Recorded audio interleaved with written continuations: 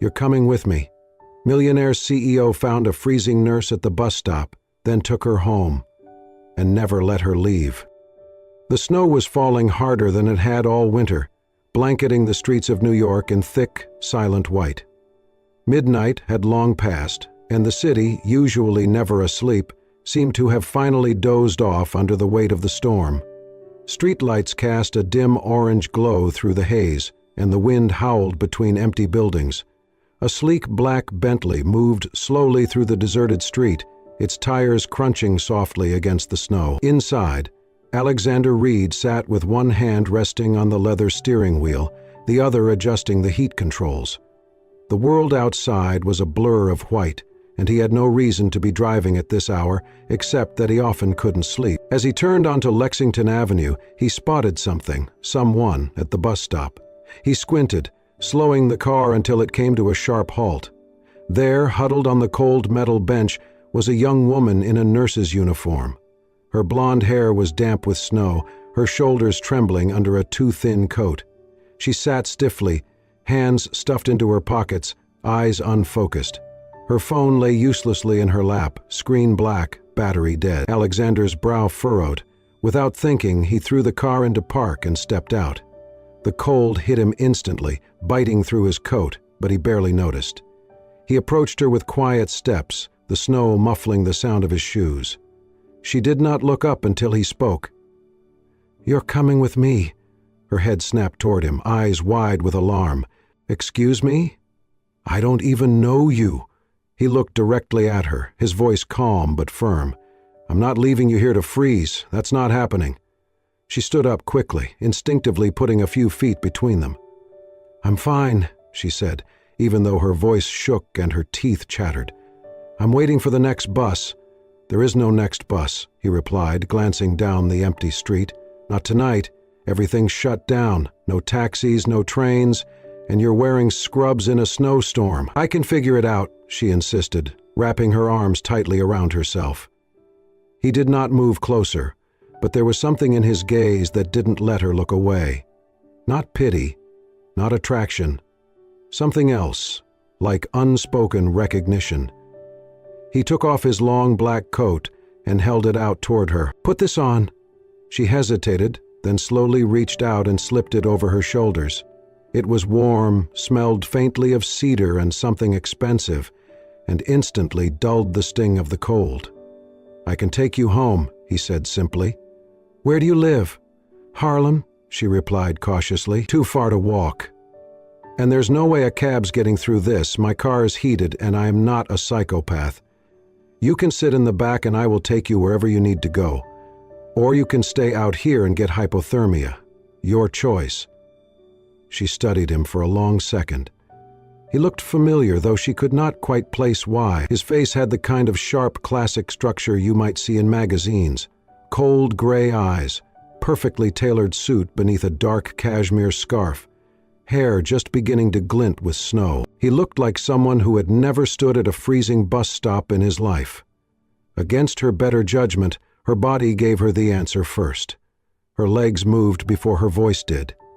"Fine," she murmured, and he opened the passenger door. She slipped inside, unsure if this was a mistake, unsure of anything except the warmth that instantly wrapped around her. The door shut with a soft thud, muffling the wind. She watched as he walked around the car and got in beside her, then glanced once at her before pulling away from the curb. Neither of them spoke as the car moved down the snowy street, two strangers in a silent vehicle, bound by nothing but an unlikely moment and the mercy of a man who never stopped for anyone. Until tonight. The hume of the heater filled the silence between them as the Bentley glided through the snow-dusted streets. The windows slowly cleared from fog, revealing the glittering city blanketed in white. Inside the car, the warmth was almost shocking after the bitter cold outside. Lily sat rigid in the passenger seat, her hands still wrapped tightly around the coat he had given her. She pulled it closer, inhaling the unfamiliar but comforting scent embedded in the fabric. It smelled of money, yes, but also of something calm, composed, safe. She glanced sideways at the man driving. He had not said another word since she got in. He seemed entirely focused on the road, his profile sharp in the glow of the dashboard lights. Everything about him was meticulous, his posture, his watch, even the way he held the steering wheel. "Thank you," she said quietly, more out of habit than expectation. He did not look at her. "You do not have to thank me. You were freezing." She hesitated. Still, most people wouldn't have stopped. A faint smile pulled at the corner of his lips. "I am not most people." The response could have sounded arrogant, but it didn't. It was just a fact. They fell silent again, and Lily leaned back against the seat. The exhaustion hit her hard, now that she was finally warm. 14 hours straight on the hospital floor, short-staffed, no lunch break, and a patient coding during her last hour. She had not meant to miss the last bus, but things like that kept happening. Her life was a balancing act on the edge of collapse. Rent overdue, her second job cutting shifts, and her student loan collector calling like clockwork. He turned the car into an underground garage. Lily's eyes widened as they descended into a private entrance lined with polished concrete and soft lighting. This was not just any apartment building. "You live here?" she asked, eyebrows raised. "For now," he replied, putting the car in park. "Come on, you are staying here tonight." She blinked. "Wait, what?" "It is not a question," he said, already stepping out of the car. "You need a place to sleep. I have more than enough space." Her instincts flared. "I can't just stay at some stranger's place." He paused beside the open passenger door, meeting her eyes without force or plea. "No strings. I will take the guest room. Lock the door if you want. But you are not wandering out into that storm." She bit her lip, half of her brain telling her this was insane, the other half weighed down by fatigue and the memory of that frozen bench. After a moment, she got out of the car. Inside, the apartment was even more stunning than she expected. Floor-to-ceiling windows, warm lighting, a roaring fireplace, and silence so complete it felt sacred. The space was elegant but not cold, tasteful, masculine, not showy. "You can take the room on the left," he said, gesturing toward a hallway. "There are clean clothes in the dresser. They will be big on you, but warm." She turned to him slowly. "Why are you doing this?" He shrugged slightly. "Because I can, and because I have a conscience." That answer lingered with her as she walked to the guest room. The bed was made perfectly. The sheets smelled like lavender and something expensive. Everything was pristine, but it did not feel empty. It felt lived in, yet untouched, like someone who had everything and still felt nothing. 15 minutes later, wearing an oversized gray sweater and sweatpants that almost swallowed her, Lily stepped quietly back into the kitchen. She had meant to ask for water, but froze in the doorway. Alexander was standing at the stove, cooking, not a private chef, not takeout, just him in a white t-shirt and dark slacks, stirring something in a small pot. He glanced over and noticed her watching. "I figured you might be hungry." She blinked. "What are you making?" "Ramen," he said simply. "Nothing fancy, just warm." She stepped closer, surprised at how normal he looked now. Just a man, not a billionaire. Just someone who, for whatever reason, had seen her and fed her. As she sat at the counter, he set a bowl in front of her and handed her a pair of chopsticks. She stared at him, more confused than ever. "You're not what I expected." He looked at her, eyes unreadable. "Neither are you."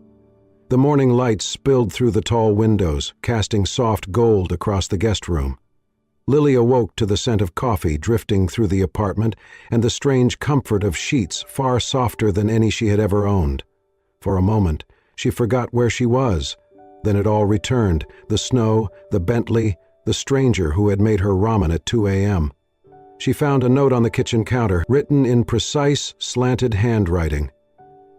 "There's cab money on the table. You can leave whenever you're ready, but if you want to talk again, call me." Beneath it, a crisp $100 bill and a business card. Alexander Reed, Reed Global Investments. She stared at the name for a long minute. It rang a faint bell. Magazine articles, finance blogs, some Forbes list she had skimmed at a grocery checkout. So, that's who he was. She took the money but left the card. 3 days passed. she did not call. But on the fourth evening, while working a volunteer shift at a community health fair organized by the hospital, she saw him again. He was standing in the back of the event hall, silent and still among the bustling crowd of nurses, patients, and donors. No fanfare, no entourage, just him, dressed in charcoal gray, hands in his coat pockets, eyes scanning the room until they landed on her. Lily was helping a frail, elderly man into a chair for his free checkup. He had no ID, no insurance, no family listed, just a worn-out coat and a gentle smile. She knelt beside him, speaking softly, taking his blood pressure with the tenderness of someone who believed every person deserved dignity, no matter their circumstances. From across the room, Alexander watched. He did not move, did not interrupt. But something in his expression shifted, something subtle but profound. When the line thinned and the crowd began to disperse, Lily turned and noticed him. She hesitated, then approached him. "You followed me here?" she asked, half teasing, half unsure. "No," he said. "I fund this program every year. I just did not expect to see you." She folded her arms. "Well, here I am." He looked around the hall. "You volunteer after 14-hour shifts?" She shrugged. "People need help. I know what it's like not to have any." He nodded, quiet for a moment, then said, "My mother was a nurse. She used to bring me to places like this when I was a kid. I hated it back then, but now, I think I understand." Lily tilted her head. "You never mentioned that." "There's a lot I do not mention," he replied, the edge of a smile touching his lips. They stood in silence for a beat, then he said, "Come with me, just for coffee, no pressure." She hesitated again, but this time she nodded. Coffee turned into a walk. The walk turned into sitting on a bench at the edge of Central Park, where the snow had melted just enough to expose the earth beneath. They did not talk about money or careers or anything impressive. They talked about insomnia, about bad cafeteria coffee, about books they had started and never finished. It became a pattern. Over the next few weeks, they kept running into each other, or maybe not accidentally, she started to wonder. But she never asked. Sometimes they would meet at the hospital cafeteria late at night. Sometimes he would send a driver to take her to a quiet spot where he was already waiting with hot chocolate or a bag of her favorite chips, he had asked once, casually and remembered. They never labeled what they were doing, they never held hands, but it felt like something more real than anything she had known before. They were not dating. They were two people figuring out how to be alive again. One night, as they sat side by side on the steps of the Metropolitan Museum, sharing a silence filled with unspoken thoughts, she looked over at him and said, "You're different from what people say about you." He turned to her, his voice low. "So are you," she smiled. "What do they say about me?" "That you are too kind for your own good." She shrugged. "It is not kindness, it is just humanity." He looked at her for a long moment. "Then maybe I am trying to remember mine." She did not respond. She just leaned back and looked up at the stars peeking through the New York haze. And for the first time in a long while, the night felt gentle. Alexander Reed had always been a man who preferred silence. It was where he felt most in control, most himself. Success had come early, too early perhaps. By the age of 30, he had already built and sold his first tech firm, then turned to finance, where his ruthless precision earned him the kind of reputation that made people either envy him or avoid him entirely. But money had never filled the silence in his life. It only padded the walls. He was 12 when his mother died. Cancer swift and merciless. She had been a nurse at a small community hospital, the kind who stayed late with dying patients, who brought blankets to the homeless, who kissed her son goodnight even when she could barely stand from exhaustion. His father, a cold and distant man obsessed with business, had not known what to do with a grieving child, so he sent Alexander to boarding school and buried himself in quarterly reports. Alexander had learned not to need anyone, not to expect warmth, not to hope for gentleness. By 25, he had millions. By 30, billions. but none of it made the memory of his mother fade. In his private office, hidden behind walls of glass and polished walnut, there was a single photograph that he never moved. A faded picture of her in her nurse's uniform, smiling at the camera as if nothing could ever go wrong. Lily's uniform had been nearly identical. It was the first thing that struck him about her, even before her trembling hands or stubborn voice. He never told Lily. Instead, he began to do what he did best: operate in silence. Through discreet legal channels, he tracked down her remaining student loans and paid them in full. He created a health scholarship under her name at the nursing school she had once attended. No announcements, no credit. He noticed her hospital had been struggling to keep its low-income care program alive, especially during the cold months. A quiet donation arrived, anonymously of course, enough to keep it going for the next 3 years. He was careful. He never let her see the threads he was pulling behind the curtain. To Lily, he remained just Alexander, strange, quiet, generous in small ways but never ostentatious. She had no idea how closely he followed her world, how often he rerouted his own meetings just to sit in the back of a conference she might attend, or how he once waited in his car for hours outside her hospital during a blizzard just to make sure she made it to the night shift safely. He told himself it was not about control. It was about making sure she had the freedom to keep doing what she loved. He had seen what burnout did to people like her. He had seen it in his mother's eyes near the end. He would not let Lily carry that same weight, at least not alone. Some nights, after one of their quiet, unstructured meetings, he would come home and walk into his office, staring at the photo of his mother. He would think of the way Lily smiled at her patients, of how fiercely she protected people who had nothing. "You would have liked her," he once murmured aloud to the picture. "You were the same," but he never said those words to Lily. Not yet. He was still learning how to open the door to that part of himself, the part buried long ago when a small boy in a black suit stood beside a casket and stopped believing the world could be soft. Lily was changing that. With every unguarded laugh, every late-night story over takeout containers and mismatched mugs of tea, she chipped away at the armor he had worn for decades. But she did not know what he was doing for her in the shadows. He did not do it for gratitude. He did it because something about her made the silence inside him feel less endless. And for a man like Alexander Reed, that was everything. The hospital hallway smelled of antiseptic and overused coffee. Nurses moved briskly from room to room. Doctors barked orders into phones, and the overhead lights buzzed faintly like a tired heart refusing to stop. In room 412, a figure lay motionless on the narrow hospital bed, her skin pale, her breathing slow, her blonde hair strewn across the pillow, like spilled sunlight dulled by exhaustion. Lily had collapsed mid-shift, right in the hallway between 2 patient rooms. She had not eaten in 12 hours, had worked a double shift, and was halfway through another when her knees buckled and her vision turned black. By the time someone caught her, she was already unconscious. There was no next of kin listed in her file, but someone still showed up. Alexander's black car pulled into the hospital lot within 30 minutes of the call. No hesitation, no delay. When he entered the building, the staff looked up, not because they recognized him, but because of the force of presence that came with him. A man who rarely stepped into places like this unless lives or companies were at stake. He reached her room, opened the door, and stopped. She looked small, too small. Her IV line hung silently beside the bed, fluids dripping into her arm like whispered apologies for what her body had endured. Her chest rose and fell with labored rhythm. He walked in slowly, his steps heavy, and sat beside her.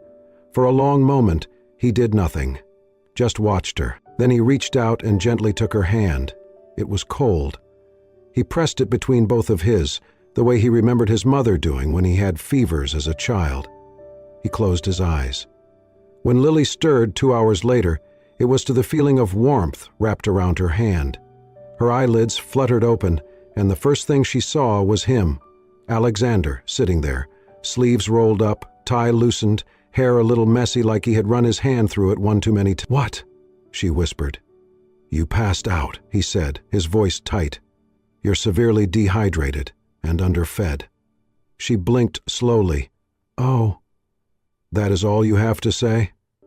His voice cracked, and when she turned to look at him fully, his eyes were storm-dark. She tried to sit up, wincing. "It's not a big deal. I just pushed myself a little too hard." "A little," he snapped, standing abruptly. "You work 2 jobs. You skip meals. You barely sleep. You think that is nothing?" She winced again, not from pain, but from the sharpness in his tone. "Alexander." "No," he said, pacing now, his hands clenched at his sides. "You should have told me. I would have helped. I didn't want help," she said sharply, and the air between them stilled. He turned to her slowly. Lily's eyes welled with tears, her voice trembling. "I've always taken care of myself. Since I was 16. No one ever shows up, no one stays, and I didn't want to owe you anything. I didn't want you to look at me like I was broken." He moved toward her slowly. She wiped her face, ashamed. "I'm sorry. I didn't mean to fall apart like this." "You're not falling apart," he said gently. "You've been holding the world together with your bare hands." She met his gaze, raw and exposed. He sat beside her again, more slowly this time, and took her hand back into his, but now he held it tightly. "Not anymore," he said softly, the anger gone, replaced by something deeper. "From now on, you're mine to take care of." She stared at him, stunned. He did not say it like a man claiming ownership. He said it like a man making a promise, a vow. Tears slipped down her cheeks, and she did not pull her hand away. And for the first time in as long as she could remember, Lily felt what it was like to be seen, to be cared for. Not because she asked, not because she earned it, but simply because someone refused to let her suffer alone. The move happened without a conversation. There was no official moment, no proposal, no labeled boxes or signed agreements. One evening, Alexander had offered to drive Lily to her apartment, and she had simply said, "I don't really live there anymore, do I?" He had nodded once, and from that moment, her things began quietly appearing in his space. They never spoke of it. They just adjusted. Her scrubs were folded next to his suits in the closet. Her toothbrush leaned beside his in the bathroom. He cleared a drawer in the kitchen for her tea and left a fuzzy blanket draped on the couch because she always ran cold. Still, there were no whispered "I love yous," no candlelit dinners, no arms pulling her close in sleep. At night, he took the sofa. At first she thought it was chivalry, then maybe discomfort. Then she realized he was afraid of something he could not name. He was learning how to be close, but learning slowly. Alexander showed affection in unspoken gestures. Each time Lily worked a night shift, a warm container of her favorite food would be waiting in the staff fridge, with a note taped to it. "Eat, please." Her photo, a candid shot he had taken while she laughed in Central Park, sat framed on his desk in the office where no one else ever entered. When she once forgot her coat at home, a courier appeared at her hospital with a brand new one, tailored, elegant, and far too expensive. He never said, "I miss you," but he started canceling meetings just to walk her to work. She knew he cared, but she did not know if he knew what that meant. Because there was still a wall, a quiet, soft wall she could not climb.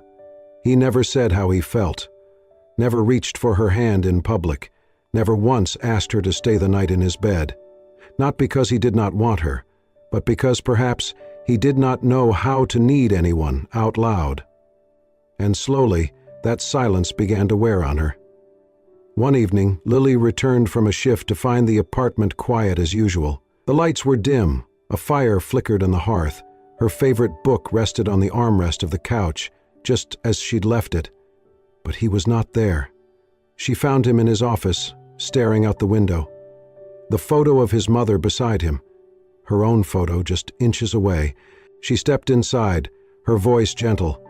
"You always look at that photo when something's wrong." He didn't turn. "It helps me remember." "Remember what?" His silence was long. "That people like her, and like you, still exist." She swallowed hard. "Alexander," she whispered, What are we doing?" He finally looked at her. "What do you mean?" "This," she gestured between them. "We live together. We talk. We share meals. But we don't touch. We don't say things. I don't even know if you want me here." "I want you here," he said too quickly. "Then why does it feel like I'm a guest in your life?" Her voice cracked. "Why won't you let me in?" He looked down, jaw tight. "Because once I let people in, they leave." "I'm not people," she said. "I'm me." "I know." His voice was low. "That's what makes it harder." She stared at him for a long time, then said softly, "I love you, Alexander. I think I have for a while." He looked at her, eyes wide, but he said nothing. The silence stretched too long, and that was when she knew. She nodded slowly, with a sad smile. "That's okay," she whispered. "You don't have to say it, but I can't keep waiting for a man who can't decide if he's allowed to feel." She turned and walked out of the office. That night she packed her things. He did not stop her. He stood in the hallway, one hand on the doorframe, his lips parted, his whole body taut as if fighting something ancient and hard. But he said nothing. When the door clicked shut behind her, the silence in the apartment changed. It was no longer soft, it was shattering. The silence she left behind was deafening. For days Alexander moved through his penthouse as if sleepwalking. The fire in the hearth burned low. Her blanket remained on the couch, untouched. Her teacup still sat in the sink. Her scent lingered on his coat, and he found himself standing in doorways, looking for her without meaning to. Meetings passed without his focus. Investors called and were ignored. A multi-million-dollar merger was postponed, something he had never done in 15 years of business. His assistant knocked gently on his office door one afternoon. "Mr. Reed, the Tokyo board is waiting for your confirmation." He stared at the photo on his desk, the one of Lily, the one he could not bring himself to move. "Cancel it," he said. The assistant blinked. "Sir?" "I said cancel it." Then he stood, grabbed his coat, and left the building without another word. He needed to find her. It was late when he arrived at the hospital. Snow had begun to fall again, light but steady. The city buzzed around him as he walked through the sliding doors, the air inside sterile and bright, so unlike the warmth she used to bring to it. At the front desk, he asked for her. The nurse glanced at the screen, then frowned. "Lily Bennett, she transferred 2 weeks ago." His heart dropped. "Transferred?" "Yes," the nurse said, politely distracted. "She's no longer with this facility. She didn't leave a forwarding address." He stood there for a long moment, stunned. The lobby was full of patients, doctors rushing by, the beeping of machines, but he heard none of it. "She didn't even say goodbye," he murmured. The nurse looked up, sympathetic. "Are you family?" He paused. "No," he said quietly. "I guess not." He stepped outside, the cold air biting at his skin. Snowflakes fell onto his coat and melted without trace. He walked out into the hospital courtyard and stopped at the center, surrounded by silent benches and bare trees. His chest tightened. He turned his face to the sky, eyes filling before he could stop them. "She was the only thing," he whispered, voice cracking, "that made me human." And the snow kept falling. Winter returned to New York with a hush of falling snow and a softness that made the city feel gentler. It had been a year since Lily left, a year since she walked away from the man who had not yet learned how to love out loud. Now she was different, stronger, more certain. As head nurse at a small hospital in upstate New York, she was respected and relied upon. Yet, on quiet nights, with tea in her hands, she still thought of him, still wondered if he had searched for her, still felt the echo of the words he never said. Then came the call. Her aunt had suffered a mild stroke, and Lily returned to the city to care for her. She moved into a small rental near the Upper East Side, telling herself it was temporary. One snowy morning, she wandered familiar streets and instinctively stepped into a small flower shop she once loved, the same one where, long ago, she'd seen Alexander choosing flowers for a child. The bell chimed. There he was. His back to her, tall and still, lifting a stem of white tulips from a display. She froze. He turned. Their eyes met, and for a moment the world held its breath. Alexander looked older, wiser, softer, but still entirely him. He placed the flowers down gently and stepped toward her. Close, but not too close. "You're coming with me," he said, his voice low. The words echoed from a year ago, but now they carried something raw, something real. He paused, eyes steady. "If you still want to." I never stopped waiting. Tears welled in her eyes before she could stop them. She nodded, unable to speak. He took her hand with care and quiet awe, as if afraid it might vanish. But when their fingers locked, it was with the certainty of someone who had learned what it meant to lose, and who would never risk it again. He brought her home, not to a penthouse, but to a warm apartment on the edge of Central Park, a space filled with plants, soft light, and little details that whispered her name, her blanket, her photo. Her presence, always kept close. "You kept everything," she whispered. "I kept you," he said. 6 months later. They married on a soft summer morning in the garden of Alexander's restored family home. Laughter lined the aisle. Laughter filled the air. Guests were few but dear. Colleagues, old patients, friends who had seen their story unfold. Among them sat the elderly man Lily once cared for during a hospital fundraiser, the very moment Alexander had truly seen her. He rose to speak during the ceremony. "She's always been an angel," he said through tears. "Now she's found her guardian." Alexander spoke his vows without notes. "I didn't know how to love before you," he said, "but I promise, every day I'll learn. With you." Lily touched his cheek, her voice soft. "We'll learn together." That night, long after the last guest had gone and candles flickered low, they sat wrapped in a blanket on the porch of their new home, the hush of a summer storm in the distance. Lily leaned into him, smiling. "I never thought a freezing night at a bus stop would bring me home." Alexander kissed her hair, his voice a whisper against the wind. "That night," he said, "I didn't save you." He turned her face gently toward his. "You saved me." And that was the story of a freezing night, a silent man, and the woman who taught him how to love. Sometimes, the people who save us don't arrive with grand gestures. They come wrapped in quiet kindness, late-night ramen, and a hand held in silence. If this story touched your heart, if it reminded you that love can begin in the unlikeliest of moments, please don't forget to like, share, and most importantly, subscribe to Soul Stirring Stories for more real-life inspired tales that heal, uplift, and stay with you long after the screen fades.